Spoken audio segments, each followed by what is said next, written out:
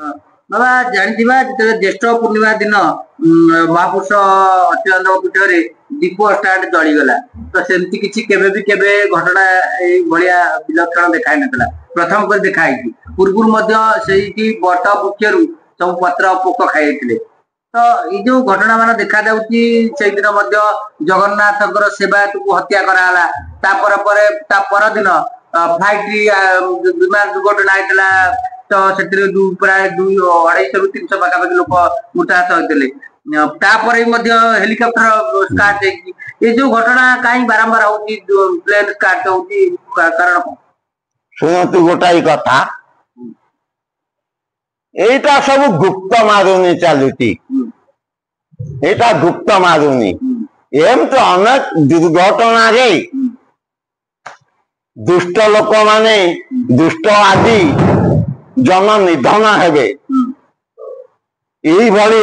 जन समाज किसी पतला हब जो नेमाल अग्निकांड हवा कथा ये सबू सही श्वेत नेत्र पद्म स्वयं बलदेव विजय अनंत बट नेमाल बटरे ता छाया छत्र तले लक्षाधिक भक्त लक्षाधिक जन समाज ये सब किसी है से प्रभु का विधान प्रभु आगु को सूचना देखई दले जे जन समाज बहुत सावधान अग्नि एठी अग्निकांड कांड सीमित है देश देश देश विदेश रे बड़ बड़ कलकारखाना उपरे अग्निकांड आगामी की भयंकर रेणुक जे जन माने बा लोक माने ये सब बाबद तुम्हें सावधान रुह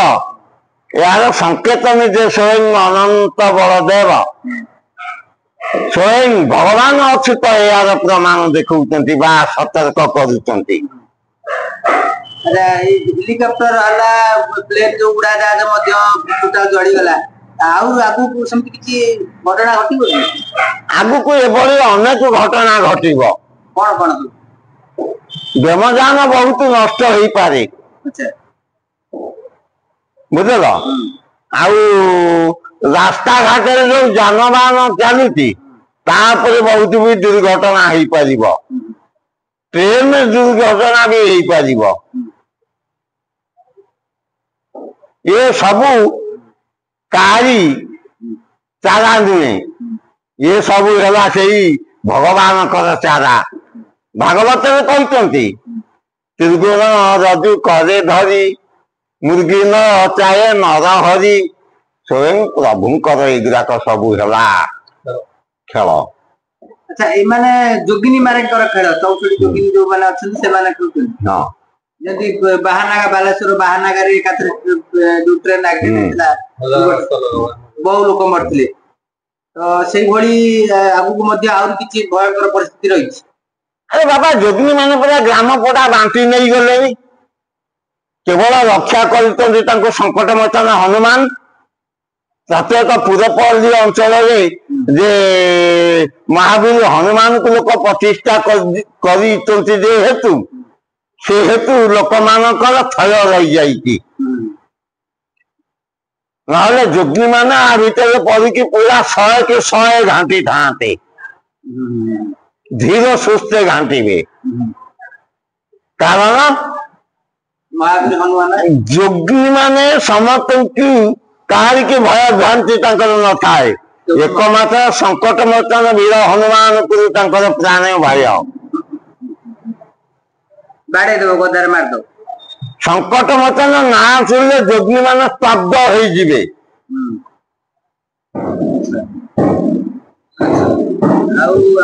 जो अच्छी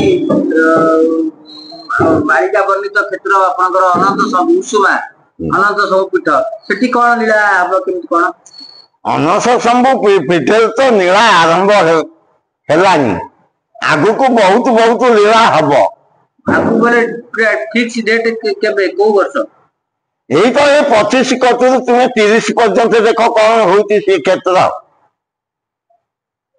से क्षेत्रटा इंद्रपुरी हम କୋଉଠି ମା ଉଷୁମା ଯୋଉ ଆମର ଅଛନ୍ତି ଅନନ୍ତ ଶମ୍ଭୁ କେମିତି କଣ ହବ ବୋଲି ଜାଣିଲେ ଆପଣ? ଏଟା ବହୁତ ଭକ୍ତ ମାନେ ଡୋନେଟ କରିବେ ସେ ଜାଗାଟା ପୁରା ଯାହା କହନ୍ତି ଶଙ୍କମଲ ପଥରରେ କାମ କରାଯିବ। କେବେ କେବେ କୁ ହବ? ଏଟା ଏଇ 26 କତିରୁ ଧୁମଧାମରେ କାମ ଚାଲିବ। 25 ନା 26? ଏଇ 25 ଶେଷ ବେଳକୁ 26 ଆରମ୍ଭରୁ। ଯେତିକି କାମ ହେଇଛି ଆହୁରି ଆହୁରି ବହୁତ ବହୁତ କାମ ହବ। ଆଚ୍ଛା, ଆଉ କେବଳ କାମ ହବ ନା ଠାକୁରଙ୍କର କିଛି କାର୍ଯ୍ୟକ୍ରମ ହବ? ଠାକୁରଙ୍କର କାର୍ଯ୍ୟକ୍ରମ ହବ ଆଉ ମଧ୍ୟ କାମ ହବ।